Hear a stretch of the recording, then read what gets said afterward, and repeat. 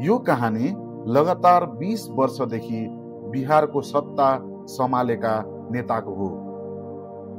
2005 देखि लगातार सत्तामा रहेका नीतीश कुमारको जन्म बिहारको सानो ठाउँ बख्तियारपुरमा 1951 भएको थियो। उनको अर्को नाम पनि थियो मुन्ना। उनलाई गाउँमा मुन्ना भनेर बोलाइन्थ्यो।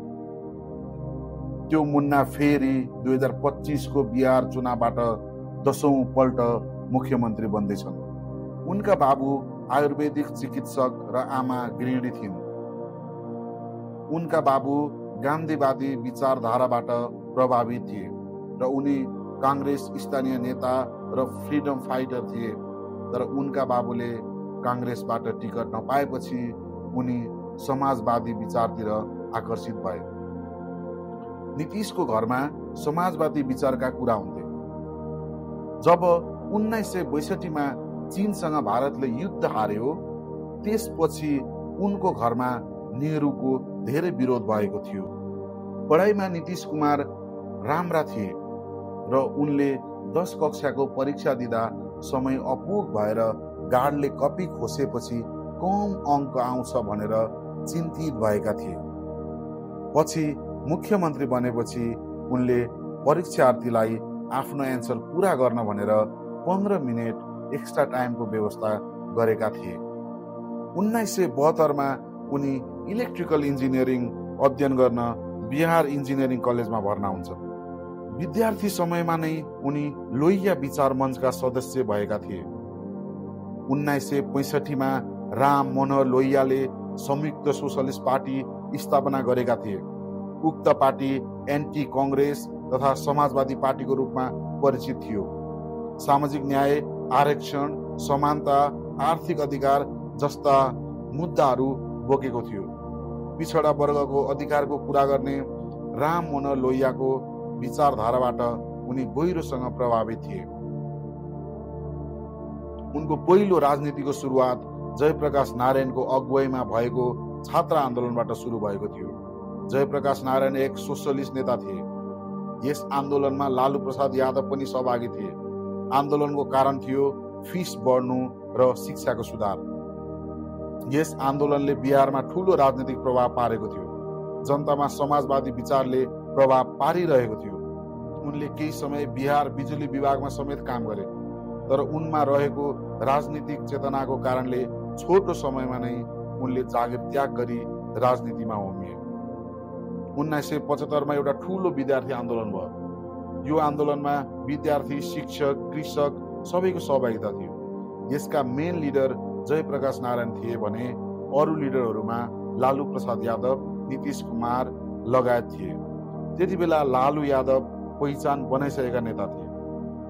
उनको अनौठो भाषण कलाबाट उनी धेरै जनतासँग जोडिएका थिए। त्यति बेलासम्म पनि नीतीशले नेताको रूपमा पहिचान बनाउन सकेका थिएनन्।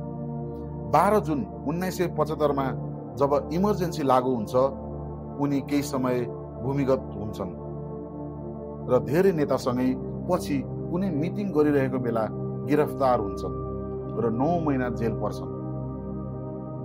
लोकतन्त्र बहालीपछि 1977 मा पहिलो पटक चुनाव लडेका नीतीश कुमार निर्वाचनमा पराजित भए। तर अरू नेताहरू लालू प्रसाद यादव, रामविलास पासवान लगायतले चुनाव जितेर सांसद भइसकेका थिए। त्यति बेला उनले आफ्ना साथीलाई भनेका थिए, एक दिन म बिहारको मुख्यमन्त्री बन्छु, म सत्तामा पुग्छु, त्यसको लागि जे गर्न पनि तयार छु, तर सत्तामा पुगेपछि बिहारको लागि राम्रो काम गर्छु। त्यसको 24 वर्षपछि उनी सन् 2000 मा पहिलो पटक मुख्यमन्त्री बने। तर बहुमत प्राप्त गर्न नसकेपछि 7 दिनमै राजीनामा दिनु पर्यो। उनको राजनीतिक यात्राको सफलता 1985 बाट सुरु हुन्छ। 2 पटक चुनाव हारेका नीतीश कमजोर भएका थिए। यही समयमा उनको पिताको निधन हुन्छ। 1985 मा जब तेस्रो पल्ट चुनाव लड्ने मौका आउँछ, उनी आफ्नो पत्नी कहाँ जान्छन्। उनकी श्रीमती सरकारी शिक्षिका थिइन् र भन्छन् अन्तिम पटक प्रयास गर्नु छ। उनकी श्रीमतीले 20,000 जसो तसो गरेर आफ्नो पतिलाई दिन्छन् र तेस्रो प्रयासमा पहिलो पल्ट बिहारको हरनोट निर्वाचन क्षेत्रबाट चुनाव जित्छन्। 1989 मा जनता दलबाट चुनाव जितेर कृषि राज्य मन्त्री बनेका थिए। लालू प्रसाद यादव पनि जनता दलका नेता थिए। 1994 मा जनता दलको सरकार थियो। लालू प्रसाद यादव मुख्यमन्त्री थिए। त्यही समयमा नीतिश कुमार र लालू प्रसाद यादव बीच राजनीतिक विभाजन सुरु हुन्छ र नीतिश कुमार लगायतले लालू प्रसादले यादव समुदायको मात्र इन्ट्रेस्टमा काम गरेको भनी समता पार्टी गठन गर्छन् र विभिन्न र्यालीहरू आयोजना गरी सरकारको कडा विरोध गर्छन्। 1995 को बिहार विधानसभा चुनावमा समता पार्टीले 343 सिटमा जम्मा 7 सिट जित्छ। त्यसपछिको चुनावमा बिजेपीले लिड गर्ने एनडीएसँग गठबन्धन गर्छन् र हरेक जसो चुनावमा प्रगति गर्दै जान्छन्। सन् 2000 को चुनावमा उनी सहितको एनडीए गठबन्धनले 122 सिट प्राप्त गर्छ र 7 दिनको लागि अल्पमतको मुख्यमन्त्री बन्छ। त्यसपछि उनी अटल बिहारी वाजपेयीको सरकारमा केन्द्रीय रेल मन्त्री भएका थिए। यो समयमा उनी थप लोकप्रिय बने। रेलसँग जोडिएको एउटा किस्सा छ। जब नीतिश कुमार स्कुल पढ्थे, उनीहरूले घर जाने सर्टकट बाटो पत्ता लगाएका थिए। उनीहरू रेलवे ट्र्याक पार गरेर जानु पर्थ्यो। एक दिन जब नीतिश कुमार मालबाग रेलको मुनिबाट क्रस गरिरहेका थिए, त्यति नै बेला रेल चल्न सुरु गर्यो। उनी ठूलो दुर्घटनाबाट बचेका थिए।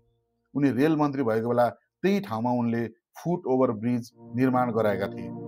2003 मा नीतिशको पार्टी जनता दलका केही घटक तथा अन्यसँग सामेल हुन्छन् र जनता दल युनाइटेड पार्टी बन्छ। सन् 2005 मा उनको पार्टीले बिहार लोकसभामा 88 सिट जितेर ठूलो पार्टी हुन्छ र उनी मुख्यमन्त्री नियुक्त हुन्छन्। त्यसपछि उनले पञ्चायत चुनावमा महिलाहरूको लागि 50% रिजर्भेसनको व्यवस्था गरे। महिलाहरूलाई जागिरमा पनि आरक्षण व्यवस्था गरे।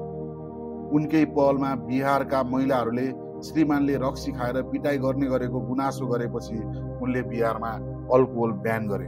यो कदमबाट पनि महिलाहरू धेरै उत्साहित भए र महिलाको भोट ब्याङ्कको रूपमा रह्यो जनता दल युनाइटेड।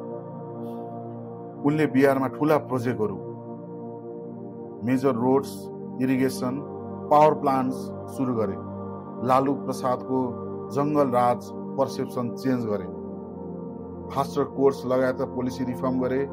छात्र विद्यार्थीहरूको लागि सरकारले साइकल दिने योजनाहरू ल्याए। पुलिस सुधारका लागि कदमहरू चाले। पिछडा वर्गका लागि विशेष कार्यक्रमहरू ल्याए। 2005 देखि 2025 सम्म उनी कहिले बिजेपी, कहिले कांग्रेस तथा कहिले लालू यादवसँग कहिले गठबन्धन त कहिले महागठबन्धन गरिरहे र निरन्तर मुख्यमन्त्री बनिरहे। उनी हालैको 2025 को बिहार चुनावबाट एनडीए गठबन्धनले ल्यान्डस्लाइड भिक्ट्री प्राप्त गरेपछि पुनः 10औं पल्टको लागि बिहारको मुख्यमन्त्री हुने तर्खरमा छन्।